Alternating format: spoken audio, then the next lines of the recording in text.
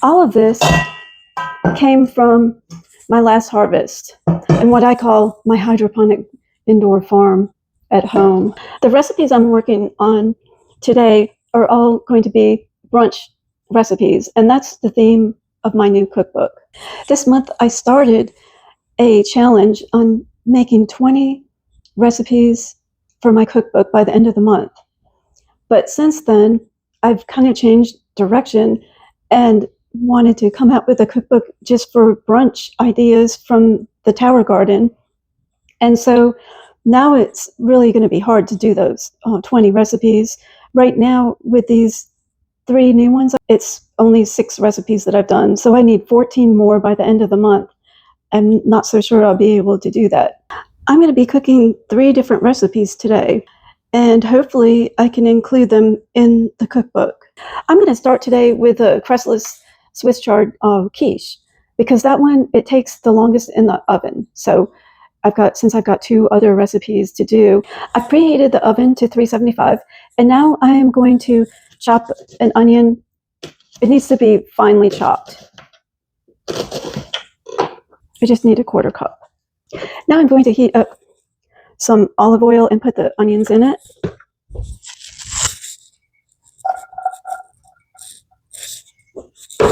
And let them cook for a few minutes. Now it's time to get the Swiss chard ready. I need about 2 cups of chopped Swiss chard. And first you've got to remove the stems. So now I got all of the chard chopped up, and I saved the stems. They're really pretty. And I have a couple of recipes I use just for them. So I put them in a little glass container, and they will keep for a couple of weeks until I have enough to make either fries out of them or a casserole. So I'm going to refrigerate them till I get enough. So it's time to add the Swiss chard. And you just cook it until it's wilted. Okay, now it's wilted, so I'm just going to put it off to the side. Now I'm going to chop up the parsley. So I just added the chopped parsley, and now I'm going to add the other ingredients. It's salt, pepper, and garlic powder, and then the eggs.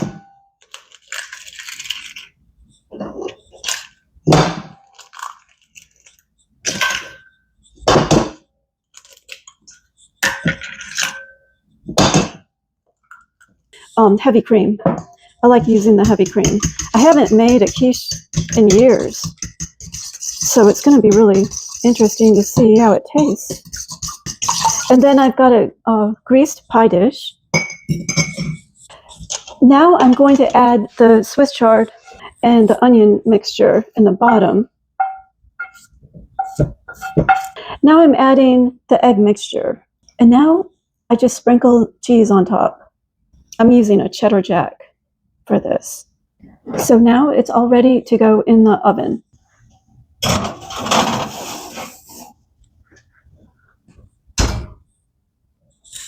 Now that's going to be cooking for around 30 minutes, and I'll check in on it probably at 25 and see how it's doing. Next up is savory kale and cheddar muffin. The first thing I'm going to do is prepare the kale. I need to take off all the stems and then chop it. And then if there are any big ones, you need to get rid of the stems in here too. I just do like this. I'm going to use a food processor to chop it finely after I remove the leaves. And some of them don't have a big stem, so I'm just going to put them in. I'm just using the pulse on this, and it is ready to go. It's pretty crazy in the kitchen now because I'm ready to put the kale in the olive oil, but it looks like the quiche is done.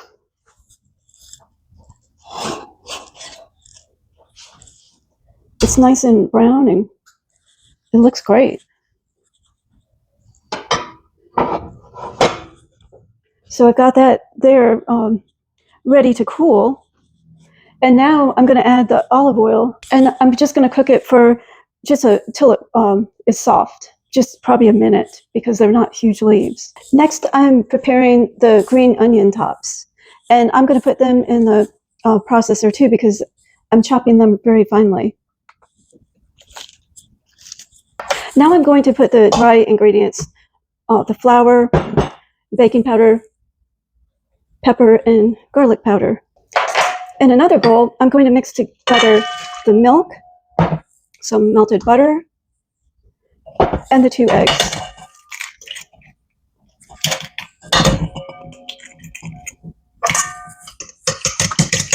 And then I'm going to add it to the dry ingredients.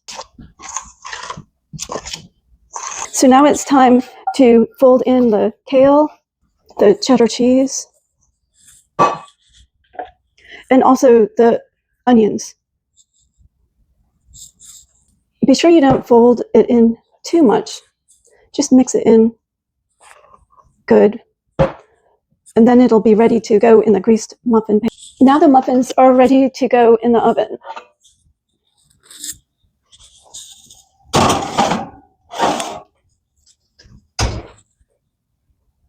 So they'll take almost 20 minutes to cook. And so now onto the biscuits I'll be making.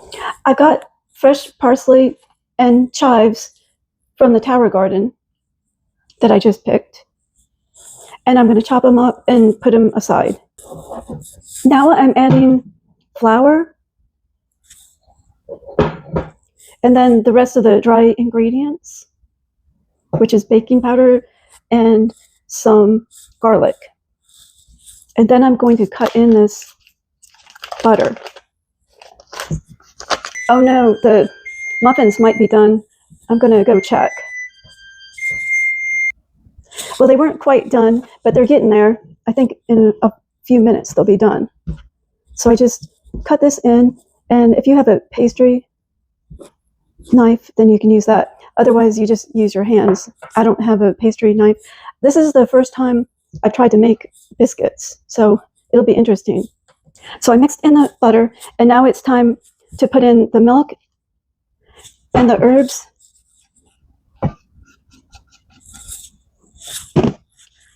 and the cheese.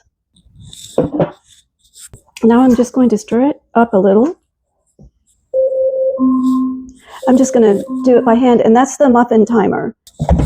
So it should form into a nice ball like this.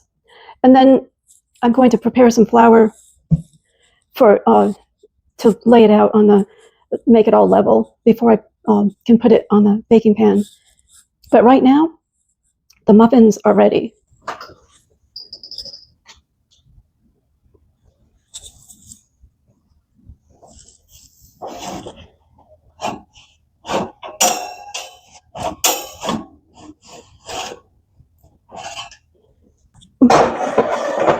The muffins look really good.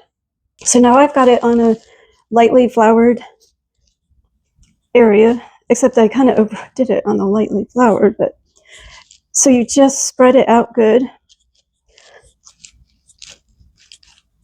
It should be about 3/4 of an inch.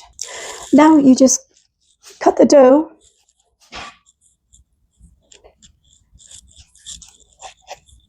and place the biscuits on the prepared baking sheet. The oven is still preheating. It needs to be 425, and then I'll be putting them in. It looks like the biscuits are ready to take out. Now I'm going to test these and see if any of them can be included in my upcoming cookbook. Now it's time to test everything. First, I'm going to try the quiche. Yum, that is really good. And then this is going to be interesting, the muffin. And you could put butter on it, but I don't usually like using butter. And that tastes really good too. It's almost like a biscuit. It almost tastes like a biscuit. Next is the biscuit. And this is really good. So it looks like I got 3 new recipes for the coming up cookbook that I'm working on. And by the end of the month, I'm trying to get 20 recipes. Be sure to subscribe to see if I can pull off 20 recipes by the end of the month, and I've got 14 to go.